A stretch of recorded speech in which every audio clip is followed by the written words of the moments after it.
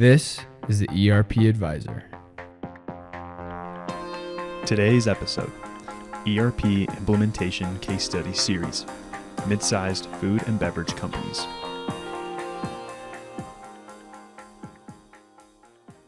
Hello everyone, thank you for joining us for today's webinar, ERP Implementation Case Study Series, Mid-sized Food and Beverage Companies. Shawn Windle is our speaker for today. Shawn is the founder and managing principal of ERP Advisors Group based in Denver, Colorado. Shawn has over 25 years of experience in the enterprise software industry, helping hundreds of clients across many industries with selecting and implementing a wide variety of enterprise solutions. His podcast, The ERP Advisor, has dozens of episodes with thousands of downloads and is featured on prominent podcast platforms such as Apple and Spotify. On today's call, Shawn will kick off our new ERP implementation case study series by reviewing case studies for mid-sized food and beverage companies and the common success factors for migrating to new food and beverage ERPs. Thank you, Shawn, for joining us. So glad we're back in person this week. Yeah. As opposed to last week. We're not buried under snow. Exactly. Yeah. But good job to everybody for making that work. Of course. So very interesting, but we can definitely dive in today. This is a little interesting, different topic. First time we're really doing a live case study series. So just to introduce it a little bit, I know that we've been talking about this, that every food and beverage company is so unique in what they do. And depending on their size, their operations, what they're doing, all of these factors, their requirements can become even more complex in what they're looking for. So just to kind of give some context for today's call, I'd love if you could just give us an introduction to why food and beverage companies are so unique and how those uniquenesses relate to selecting an ERP. Yeah, you bet. It's really pretty, it's obvious, but it's not obvious. Maybe that's the right way to say it. I mean, I think we all eat food and we drink beverages, right? So everybody has a little bit of reality with at least the very end products. One of the case studies we're going to talk about is a client of ours that has their products in national grocers, right? One of the other clients we're going to talk about has their ingredients are in almost everything you eat. So if you look at those two dichotomies, one of them, you literally pick up the bottle from the grocery store, put it in your cart, you cash out. You don't put it in your plastic bag. Yeah, that's no at more least not plastic here bags in anymore. Colorado. Anyway, I usually leave the grocery store with like stuff sticking in my pockets and because I forget the bag. I mean, what are you supposed to do? Anyway, I'm getting better about remembering the bag. So you literally have, the product that you take it, you put it home, you put it in the fridge, and then you're like, oh, I'm going to eat this or drink this. You take it out, and then you look at it. Like that's very, very evident what the product is. Yeah. Whereas this other one we're going to talk about, you never even know. Crazy. Unless there's a major, major problem. And that's the thing that the food and beverage clients that we work with, that's the very unique thing is the safety requirements. The amount of safety and tracking that goes into these products is monumental, because if the flavors company has an issue and it went out to these products, these customers, or their customers are not even, of course, the retailers, the grocers. They're usually manufacturers of food who then sell to distributors, who then sell to the retail grocery stores. Yeah. So you can see the value chain is the second thing that makes food and bev so different. There's so many touch points with the product from farm to table, right, or from the sea to the table. There's so many different touch points there. So those are the three big differences I think we're going to get into. Again, sort of safety. Kind of product quality and tracking that, and then also kind of the value chain and how different that is. And it's just hard. Yeah. Forbid something gets recalled and then all of a sudden you have to trace it back. And like, when did it go wrong? Do I have to find that farmer and tell him that his seeds are bad, or do I have to go all the way? Yeah. Food and beverage gets so complicated. It does. Yep. Because this is a case study, lots of these companies that we're going to be covering, clients that we've worked very closely with, are coming off of legacy ERPs. Mm-hmm. What does a legacy food and beverage ERP really do? Good question. It basically usually has been built to do whatever the client needs. Mm-hmm. So the entry into the food and beverage industry, believe it or not, is actually quite difficult. Yeah.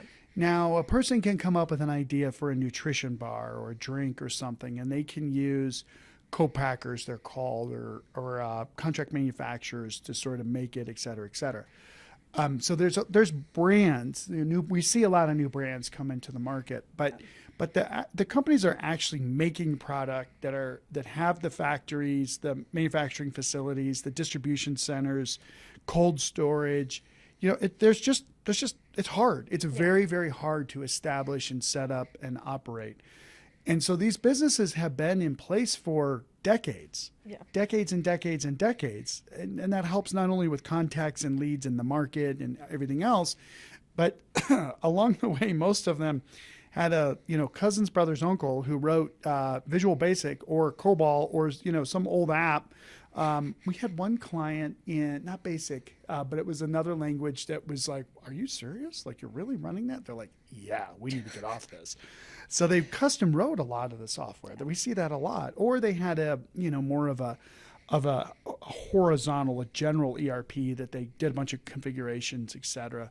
Or maybe they bought an app that was written specifically for seafood distribution by four guys and gals that used to go lobster, fishing. And then they're like, hey, we should write an app. I don't know how people in Maine who are lobster, is that close? I don't know how to, there's always there's the Maine accent, I can't even do that. But that's the situations. Usually it's doing pretty good. It handles things like catch weight. We'll talk about that. That makes me, that's one of the hardest requirements. And we'll talk about what that is later. But the bottom line is that they're usually coming off of legacy apps because this stuff is harder. Nobody else wrote software that met their needs several years ago. And I might also offer this one last piece. Food, it's vital. But the margins that most of our clients that are all across the value chain are pretty low. So there's not a ton of additional capital that they've had available to invest in enterprise software versus, like we had one client that was a bakery and they went out, spent a ton of money on brand new products. And then one of the larger coffee shops ended up taking on their products, right? So they put money into that product development versus into the enterprise software that was okay. And, they also have a lot of spreadsheets. Most companies, rely on a lot of offline spreadsheets too. Or frankly, one other thing I need to add here is sometimes, like always, the companies that come to us also have batch reports and tracking that it's really easy to get out a pen and write on a piece of paper that travels with the batch. So, we all know the risks of that. I don't want to get into it. But anyway, so that's usually what they're coming from. Yeah, that definitely makes sense. And lots of the things you mentioned are not unique to the food and beverage industry. We see clients across the board who customized their legacy ERP like crazy, and now they're like, what on earth are we going to do? Right. Dave in the basement doesn't want to write his ERP or support his ERP anymore. What on earth are we going to do? Yeah. But kind of going into it, this is a specific mid-sized food and beverage company call.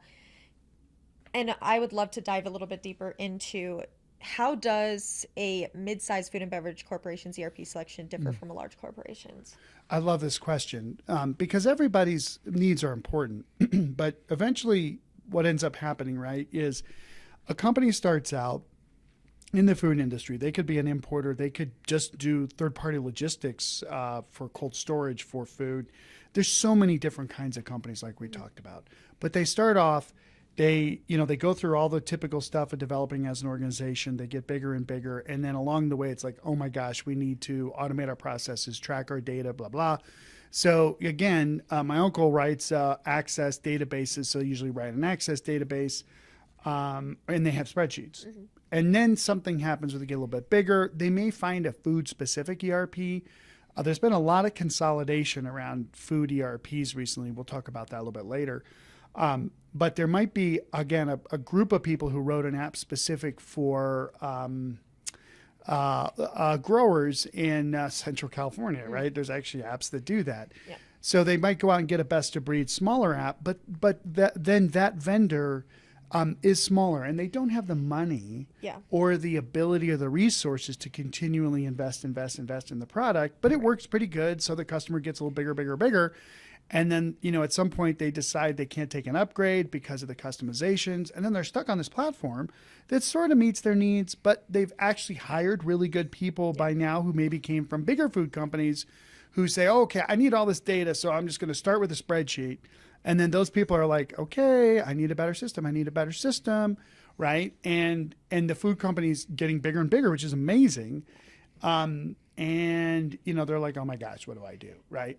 Now, if they get through that, then they go to maybe another app, and let's talk about the big guys. So at some point, we've seen billion-dollar companies that are coming off of, again, 30-year old software. I think we're going to do like some memes. We are, yes, in the works. Will's probably on the call.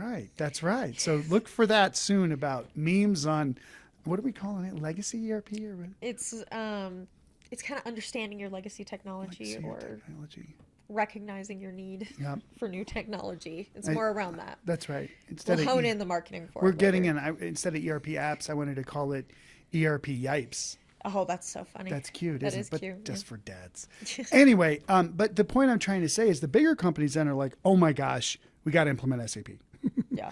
Or, oh my gosh, we got to implement Microsoft Dynamics 365 Finance and Operations. And then they undertake a project, they're spending millions of dollars, and then they get it all in place, and they're like, oh, it doesn't do what we need, right? Mm-hmm. So, it's that middle level company. I mean, even, we've had organizations that are, 10 million, 25 million, upwards of $1 billion, even a little bit bigger that I would put in this category that we're going to focus in on, these mid-size companies. And again, usually they're going through generational changes in ownership where the next generation, like we saw this recently with 2 businesses where the third generation's taken over and they're like, that's it. I need data. Yes. That's what I got taught in school. That's how I've been running my operation as I was getting added on the business. I need data. I want to push a button. I want my data. The old app doesn't do that. Yeah. The old ERP Yipes doesn't do that. So, so then you see a lot of that driving change too. Yeah. And I think this industry, when you look at the giants, it's so easy, even as a mid-sized company, to be like, well, everybody else is running on the SAPs and the Microsofts and the Oracles, like the biggest ERPs that we can find. And that's just not realistic for those mid-sized companies. You're going to end up buying a lot of functionality that you just don't need. Yep. And that can kind of put you in a hard position moving forward. Your contract's through the roof, and suddenly you're like, oh my gosh, what have I done? Yep. And it's usually SAP. In this market, that's usually who we see at the large companies because it is manufacturing and inventory, supply chain, some accounting, of course. And it's just really risky. That's exactly right. Excuse me. Well, so we are going to dive right into the case studies piece. And I think we're perfect timing right now to give us plenty of time to talk about them. So specifically, we're going to kind of identify how the problems that these clients were really having, and then dive into how they were able to reach a successful go live or whatever phase that they're at. Yep. So let's kick this off. Let's go. It'll be super exciting. This is like no holds barred. This is the truth, the whole truth, and nothing but the truth. Yes. On a gradient. I don't want to scare people too much, but I think our purpose in doing this is like, if you're listening to this and you're thinking about ERP, just go in with your eyes wide open. I'm looking at the camera, not at Nick, at the camera. Just go in with your eyes wide open. You'll be fine. We'll get through. But just go in with your eyes wide open. Yes. All right. So to kick this off, we're going to start it out strong with an international company that we've worked with. They're about sub 1 billion, probably close to that in revenue. Food distributor focused specifically on seafood, which you kind of mentioned, catch weight, those kind of things. To kick it off, what were their main requirements, or what was the biggest problem they were facing going into the ERP selection? If they're listening, they can correct me. I don't think they are. They're too busy still on the project. From my viewpoint, we went out and did a pretty quick assessment for them, and their technology leadership saw the risks of continuing to run on their legacy AS400 system. Right. Now, there's still iSeries, IBM iSeries and that. Those are phenomenal platforms. But it was a custom developed. It wasn't custom developed, actually. This was an app that they had bought years and years ago. But again, they had the RPG programmers who built it out. So the new, thinking of a scene from a terrible movie that I can't quote because it's completely incorrect to talk about, but if you're going to be a CIO and you're going to take on a new ERP, you have to have a lot of guts. A lot. And this guy had a lot of guts. Yeah. And he knew he got to change. New ownership, the next generation coming in kept asking for things, and they just couldn't do it anymore. Like it was impossible. So on his watch, he undertook this transformation effort. And when we dug into the why, what are the real business drivers, the pain points, the limitations to growth for the future? There's absolutely this technology piece. We talked about this even last week. Like technology, legacy technology is a great reason to change. But there were also some business requirements and some other things, some reporting and analytics, visibility they couldn't get.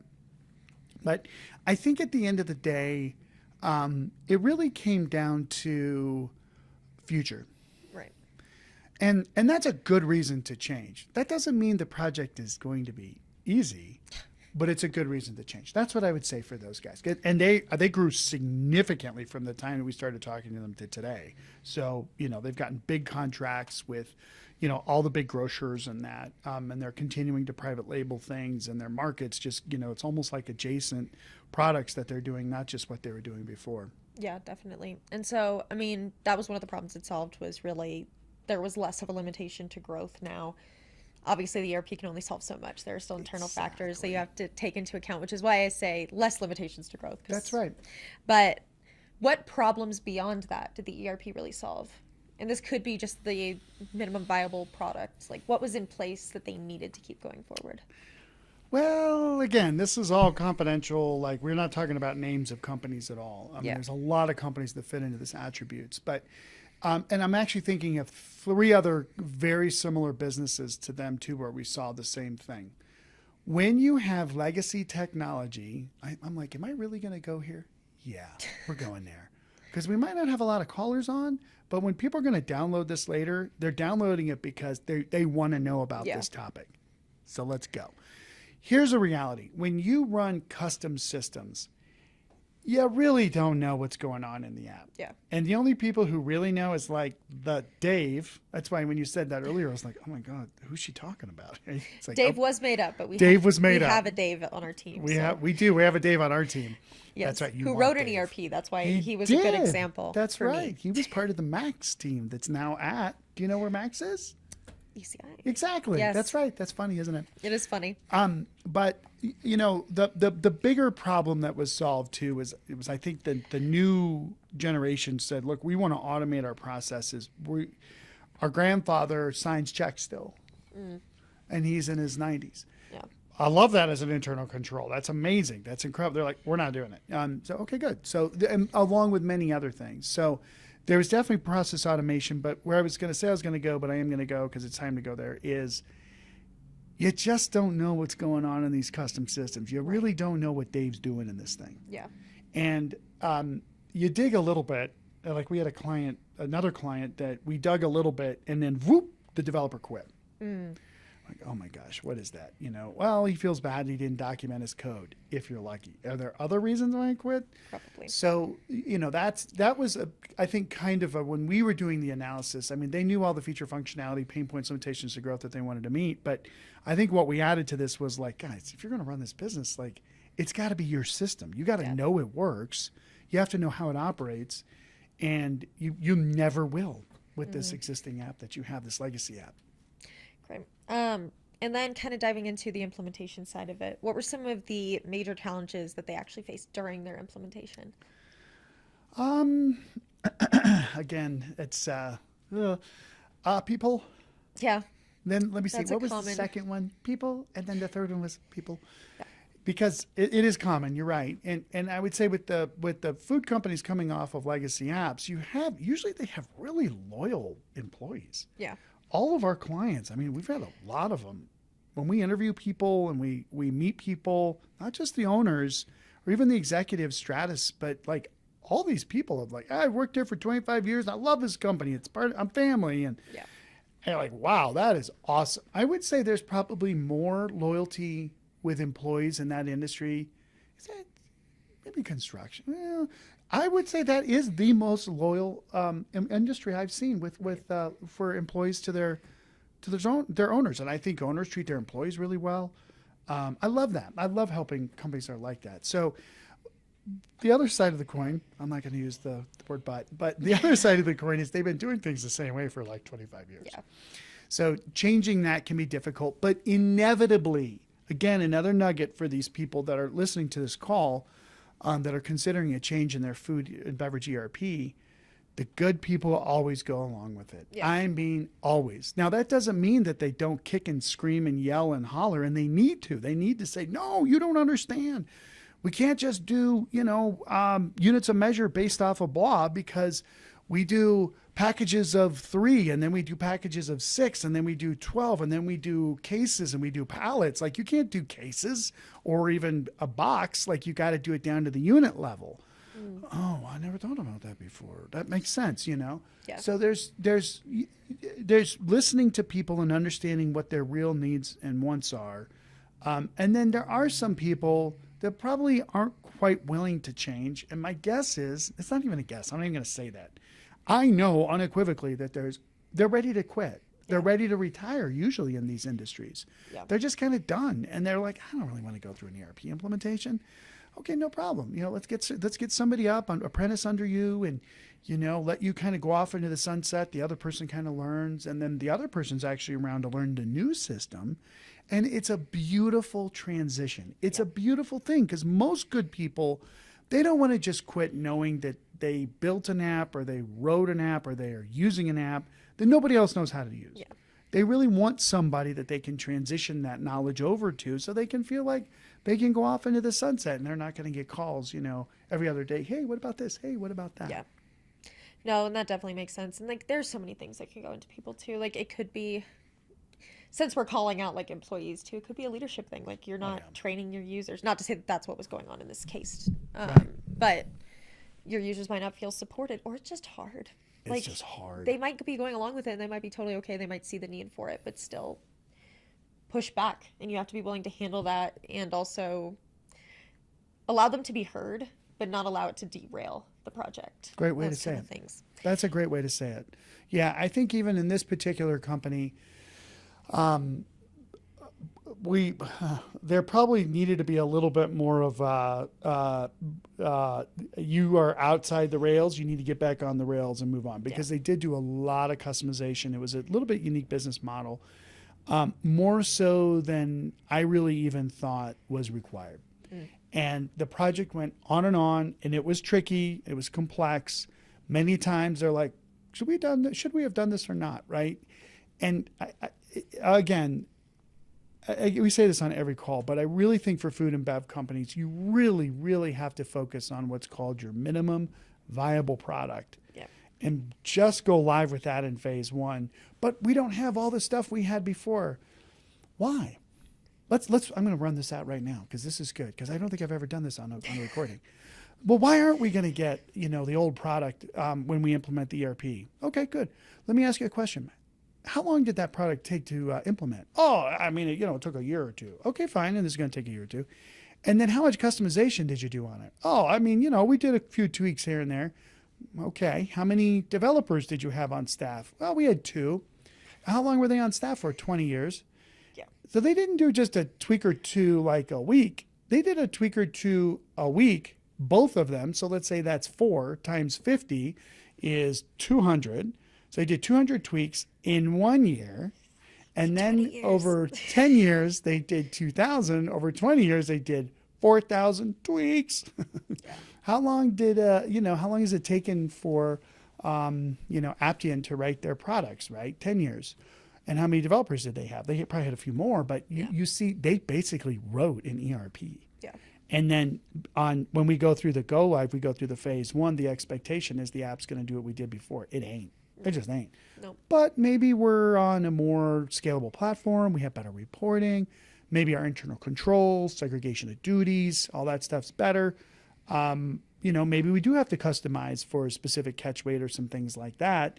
But then it's an evolutionary process with the software. Oh, but we have to do this stuff manually. Yeah, you do.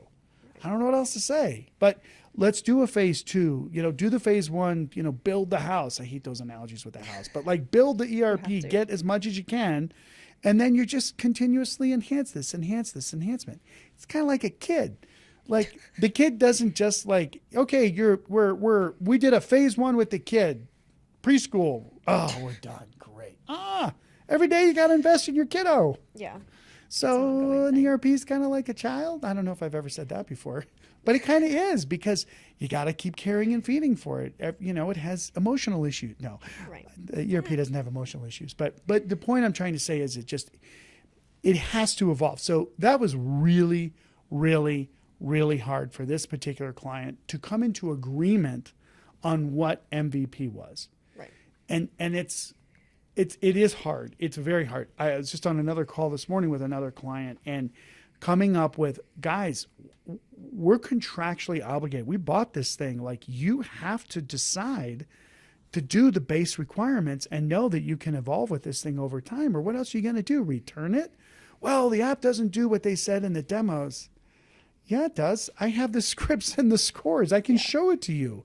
Now that you know more, you wanted to do more, fine. But again, like, we just got to make this work. Yeah. So it's very, very difficult. We have a prospective client I'm thinking of right now. It might even be listening. It's going to be hard for them to realize, hopefully it's not after they hear this, frankly, the way you do your business is the way you do your business. But we're just like every other, whatever they are. Right. You're not.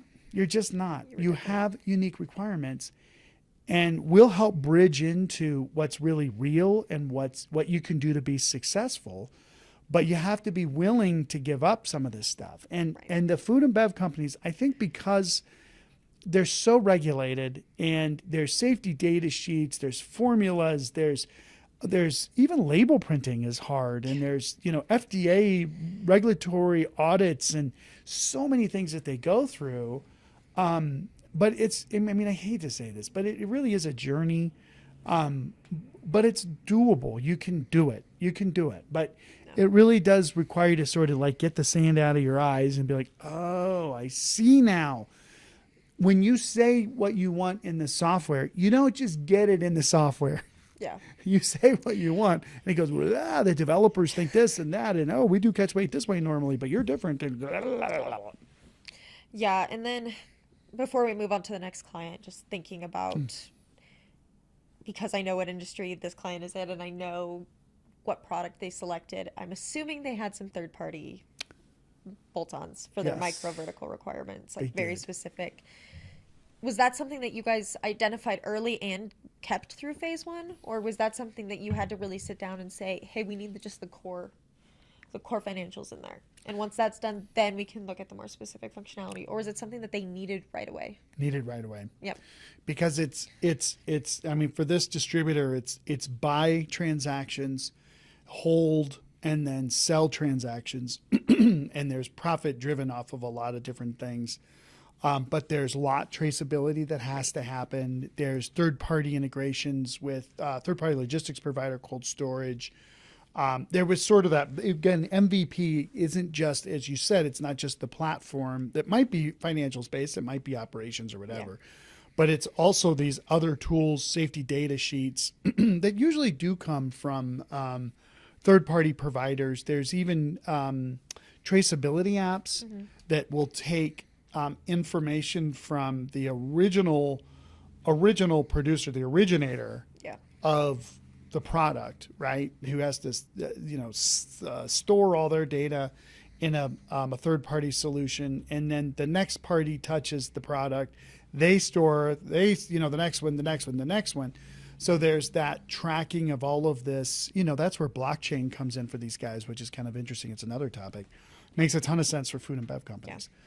But the bottom line is you got to have all that stuff. You have to have that on day one. Now, do you need advanced planning and scheduling? Do you need to get into, super complex, like really, really, really detailed batch manufacturing, MES? Do you need integration with the scales? Do you need, again, labels printed out? Do you need batch records for the maintenance done on your machines? Yeah. You got to show that you sanitized before you do, the product that comes in next that's kosher, and you just use something in the same machine that wasn't, I don't know. There's different lines usually for that kind of stuff. But anyway, bottom line is identifying that MVP does usually require best of breed bolt-on specific for the kind of food and bev company they are. Beverage companies have, the liquid and loss of product with evaporation and everything else that goes into it. It's super hard to track that stuff. Yeah. And even just listening to you talk about it, and from what I know, like the MVP in the food and beverage industry seems a lot more complex than other industries. That's right. Like you can't just launch it and not have the traceability, because next thing you know, the FDA is going to be coming after you because you can't figure out where that was produced and why it needs to be recalled now. That's right. So now we can dive into the next case good. Let's study, do it. because I think we got a lot out of that one and it was great. This one is a producer, distributor of consumer goods. They're a food company that's very popular in major grocery stores across the country. Yep. We won't be saying the name, but if we said it, people would probably recognize Yeah. them. But same thing. Like, what were some of their major requirements, needs going into the ERP selection? So this consumer products company, again, in the food and bev industry, similar to what I just said, right? All of these kind of build on each other. I like the way we're taking these down. So everything I just said, plus they have packaging. Right. So that's a different set of machines that do the packaging. So they're not only responsible for the raw ingredients and then what they do to the raw ingredients and the batches and the lots that they do, but then they're also responsible for the packaging materials that are used in their product, because the plastics manufacturer could also have a problem, right? Right. God, I know. And then there's a distribution side to their business of once they have the finished good and they package it into whatever they package it into, then it goes into a case that, all the cases then go onto a pallet. That pallet gets shipped. So there's third-party logistics that go really with all of these companies, actually, right? And they're usually selling to the national grocers, all of them, like literally all of them. And they all have different kinds of purchase programs. So not only is the product super hard to make, and the formula that drives the product is a family product. It's that they've had it for 40 years. It's a big deal. So you have all the way from the formulation to the batch manufacturing, to the packaging, to the shipment, but now they add the requirements of dealing with some of the, best negotiators on the planet. And they sell to distributors who then also sell to the grocers. But the rebate programs and the vendor buybacks, and they've got product that's on the shelf, and sometimes not so much with this client, but sometimes we've had clients of perishable goods like this, where they still own the product while it's sitting in the retailer. Oh. So then when the retailer sells it, whoop, that's when our clients would get paid. That's a different kind of program. Wow. But you can see how, food and bev's easy. Like this one particular company has these crazy requirements of basically sales and purchasing programs and all the things that go with that. With, again, like a grocer, it's interesting, their model, and we're talking anything from, the specialty grocers, like I was just reading about one in California that's using a product that I use in their shakes and stuff, all the way to the big ones like Safeway, which but we've got King Supers here locally, but there's Publix. People love Publix in Florida. They love it. In the Southeast, and Winn-Dixie's, everything, and there's Whole Foods, et cetera, et cetera. But those people at those companies, in my opinion, what they do best is buy. They're buyers. They're negotiators. They get the right stuff at the right time, and then they have merchandisers who are sort of responsible for putting the product out in the stores, but they're really like purchasers. So you're dealing with some of the world's most sophisticated purchasers as a, family-run food and bev company. Yeah. On top of that, all the clients we're talking about have very perishable goods. That even goes into it too, or your expiration dates and other things. That's right. We're not selling Twinkies. Twinkies they're like the Cheetos. Yeah, there's a joke. I mean, I do think they have expiration dates because they have to be on there, but I think Twinkies pretty much That's fine. last forever. Yeah. Anybody who's seen, I think, what is it, Zombieland? There you go. They're in the grocery stores. They survived the apocalypse. That's it. So that's another factor that can go into some Every of these food has its companies. place in the chain, Exactly. So kind of coming back to the MVP, what problems did the new ERP solve, or what were they planning on it solving during this process? Yeah. For them, they sort of saw the risk with their batch manufacturing being very manual. So they had a pretty decent accounting system, although the CFO's voice in my head saying, no, it's not. It's okay, right? So the financial reporting was okay, but it really was like integrating in, because the other thing these guys do, almost all of them have done, is they buy other plants. So then you're buying two other operations that you're responsible for. So you have your own plus another company that's completely separate, plus a third, and they all run their business differently. Yeah. So to get standardized processes, especially around batch manufacturing, is really difficult. So the new system can enforce those requirements. So that's a big deal for them. Inventory, supply chain, warehouse management's a big deal. Excuse me. And then kind of they're going to look to a kind of a sales program, best of breed app that helps them manage all the grocers, the national grocers programs and stuff like that. But that's kind of what MVP looks like for them. Even more complicated. Yep. And then I am sure they had challenges during their implementation, as they all do. So what were some of the major challenges that they faced? So these guys are a little early on in their process. Yeah, the other, you can tell we don't sell ERP. Yeah. I'm even exactly. like, if I'm listening to this, am I still going to want to get a new ERP? You kind of have to ask yourself, like, do I really have a choice? If you really don't have a choice, you got to do it. If you have a choice, maybe you don't. Yeah. Because what I'm about to say is not only do our clients, the food and bev companies themselves have these challenges, but the implementation partners have their own challenges. And we're starting to see a little bit of that with this particular project where they're busy. Again, not atypical to food and bev. Yeah. I know you're thinking that because you're right. But there aren't a ton of people in the software world that really know these requirements really, really well. So it's a precious few implementation consultants that really know their app and know these complex requirements. And they're in a lot of demand right now. Yeah. I swear what happened. I'm not an economist, and I don't, review financial statements and earnings reports and all that. So, well, we do for software companies. Mm-hmm. But COVID changed margins for food and bev companies. Inflation. So they're making more money. So now I think that's why a lot more companies are willing to look at new technology, because they actually have cash in the bank. And so there's a big demand in the market that's sucking up the supply of implementation resources. The software has been written, that's easy, but you always have to have a gal that really understands your requirements, understands their app, right, and can advocate for you. We met with somebody recently who was just amazing like this. She's like, okay, we gotta do a script for this. This is fine here. Da da da. So that's the challenge we're about to run into there. The platform is fine, the client's fine, but it's going to be the people on the implementation side that are going to make or break this. Right. And I mean, those are the unicorns of the ERP world, They right? are. Someone that can understand all of that. And there are people that have two of the three things and they're totally fine. That's right. And they'll get the project done. So that's not what we're saying. But it's so nice to have those people that understand all of it. We need to make little buttons to give to these people, because we don't do the implementation, but we need to have like a little unicorn, or give them like a little unicorn, like the Broncos hat. Remember that several years ago? Yes. We'll give them like a unicorn hat, and they have to wear that on Zooms. Maybe we can make a Zoom icon that goes over their head and they don't even see it. Yeah. Where's Will? And yeah, I know he's already working on it because he sees this.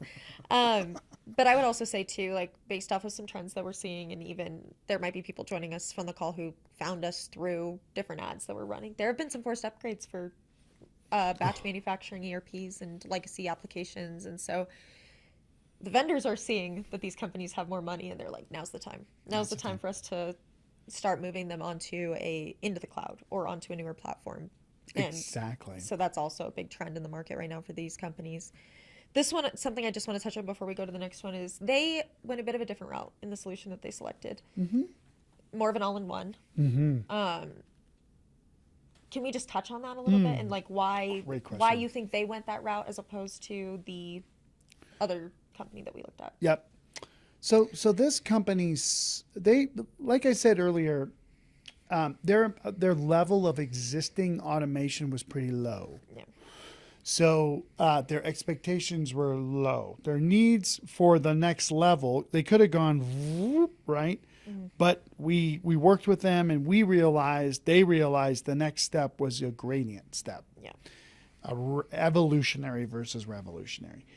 And we found a product that could do recipe bomb formulation, not to the depth of like a laboratory information management system or LIMS, or even like a wicked, crazy, wild R&D application specific for food and bev, but it was pretty good.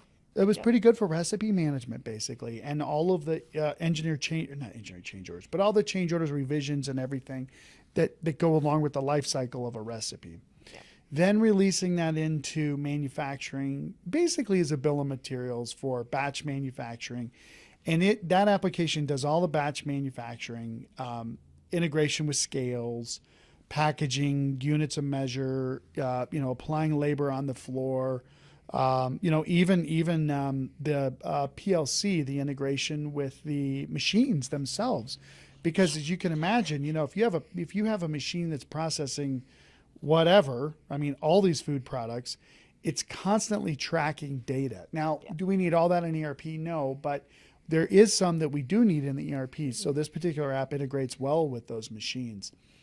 Then there's the QMS, the quality management system, which is huge.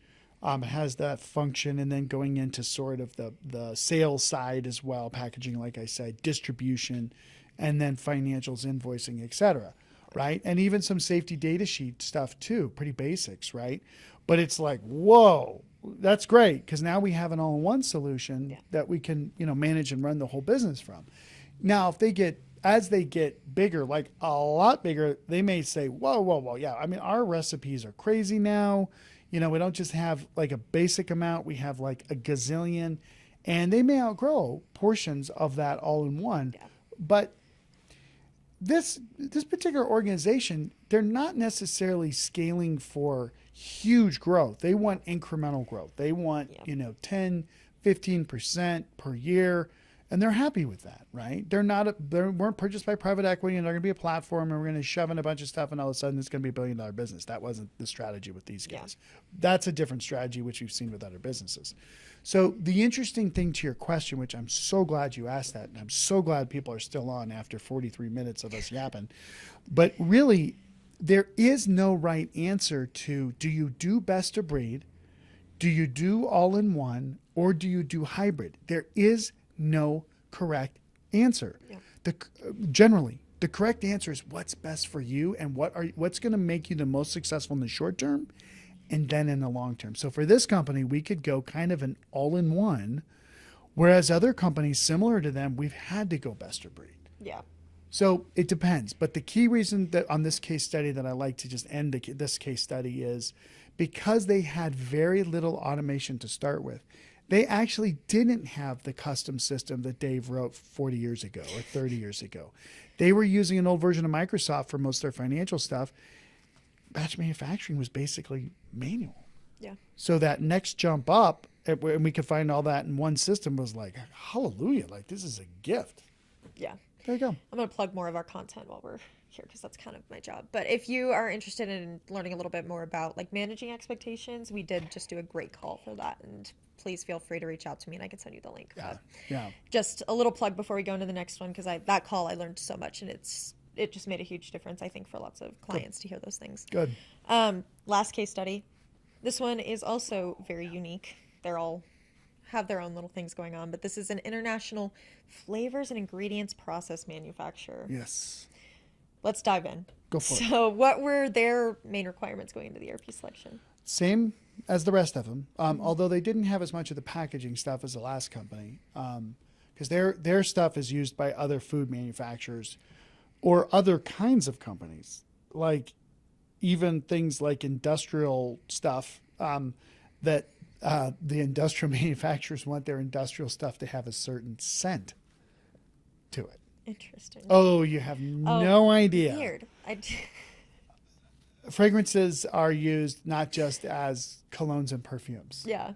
So anyway, Funny. so So the interesting thing and the difference with them was the size of batches that they would make. And again, most of our clients, I love them because they're super customer focused. So, all right, customer, you need literally like a pint of this particular formula. Say it's some liquid or whatever. Or again, maybe it's a scent, right? Or this ingredient, and that pint is going to be used in 400,000 gallons of whatever you're making.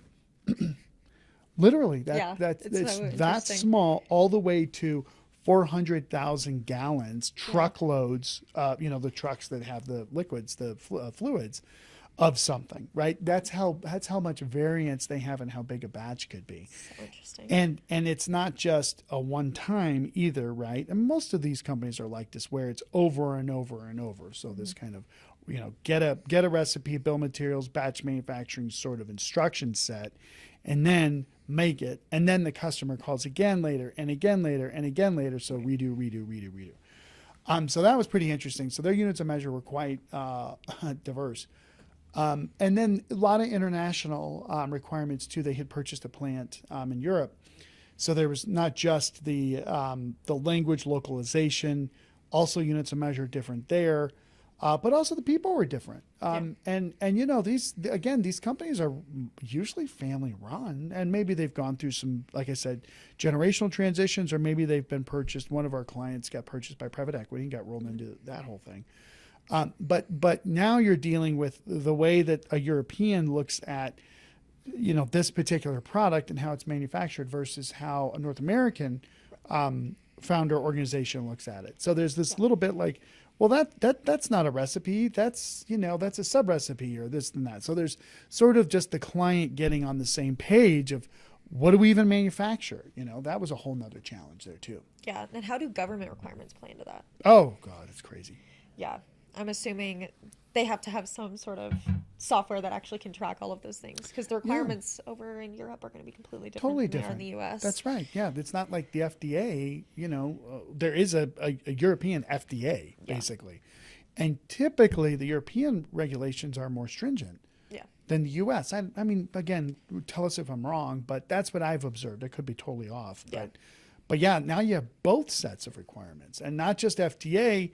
But there's employment law, because you're working with a lot of people around machines. There's certifications that the machines have to be certified on. Yeah. There's all kinds of stuff that goes into the regulatory side for sure. Right. That's so crazy. Some of these companies, all the things that they're dealing with. But it's good though, because remember at the beginning I said this is why there's the barriers to entry in this market are so high. Now you know why. Yep. So you kind of listed out lots of their requirements. What problems at the end of the day did the new ERP really solve? So they had been They had been coming off of sort of a best of breed environment, older, sort of a inventory and some manufacturing financial system. But they again wanted to go to kind of the inception to shipment basically in one system. And I mean, we really dived in on some best of breed, again, R&D systems, continuing to use, I think, no, it's a different labeling system that they're going with.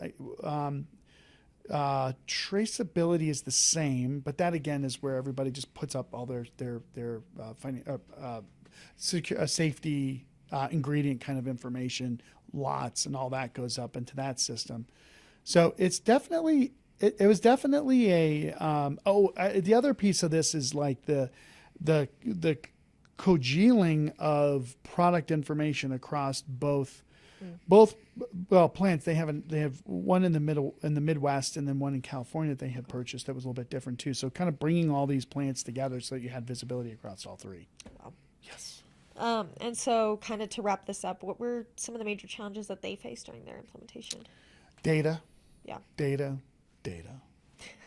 People a little bit, mostly data. Coming off of, again, older systems that maybe the rigor wasn't as important back then. Oh man, it just catches up with you.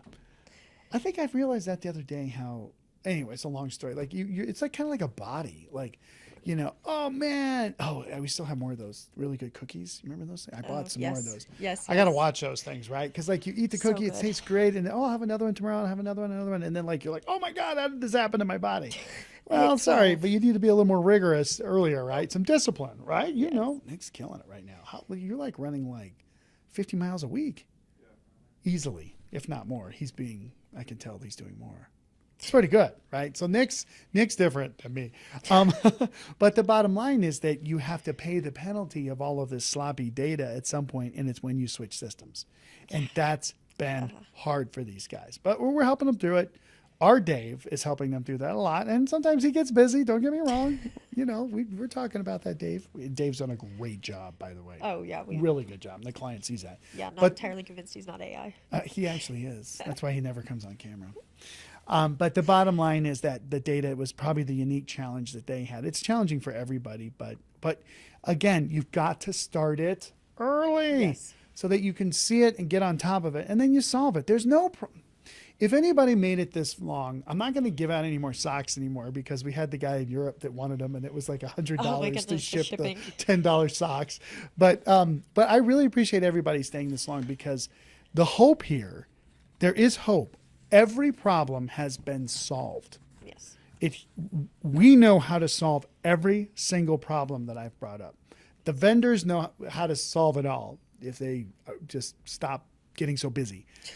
And you can get through it. They are solvable with the appropriate amount of attention and communication. But the food companies, the beverage companies, they have to know that. They have to know what they're getting into. Get started early and work through it. It'll be okay. It will work. Yeah, definitely. Well, I'm going to wrap this up since I think we've given everybody more information than they even knew that they were going to get on this call. But thank you again, everyone, for joining us for today's call. Thank you, Shawn, as always. Thank you. Please let us know if we can answer any questions that you may have. And again, if you want access to our resources, please shoot me an email, shoot Shawn an email. We can definitely share that with you. And be sure to join us for our next webinar, which is scheduled for Thursday, April 18th, the next installment of this series, ERP Implementation Case Study Series, Private Equity Platform Companies. That one's going to be very interesting, where Shawn will review case studies from our PE client experiences and the successful practices that helps them achieve a successful go live. Please go to our website, erpadvisorsgroup.com, for more details and to register. ERP Advisors Group is one of the country's top independent enterprise software advisory firms. ERP Advisors Group advises mid to large-sized businesses on selecting and implementing business applications from enterprise resource planning, customer relationship management, human capital management, business intelligence, and other enterprise applications, which equate to millions of dollars in software deals each year across many industries. This has been the ERP Advisor. Thank you again for joining us.